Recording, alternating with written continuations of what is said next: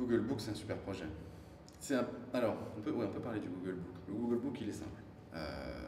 Deux étudiants en art anglais, Felix Hayes et Ben West, qui, à l'aide d'un algorithme, utilisent les 35 000 mots du Oxford Dictionary et récupèrent la première réponse dans Google Images, à l'énoncé du mot.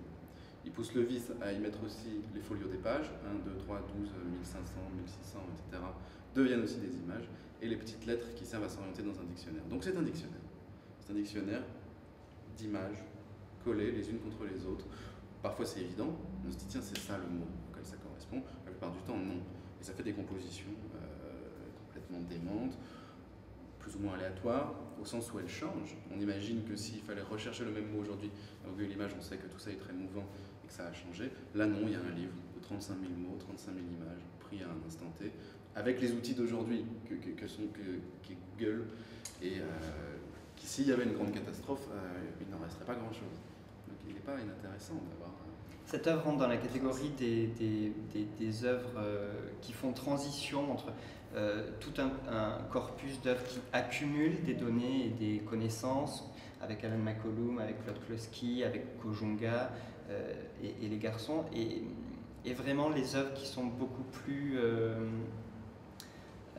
sensibles et qui jouent sur le manque, justement, sur l'impossibilité d'accumulation complète des connaissances. Donc je pense notamment au Cathy Paterson qui est sublime, une carte du ciel avec l'intégralité des étoiles mortes mais connues par l'homme.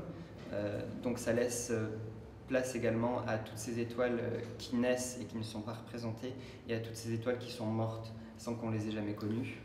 Très très beau. All the Dead Stars. On sait même que certaines des étoiles qui sont pointées sur cette carte sont des étoiles dont on perçoit encore la lumière, mais dont on connaît la disparition. C'est très beau, sur le temps de... 14 minutes.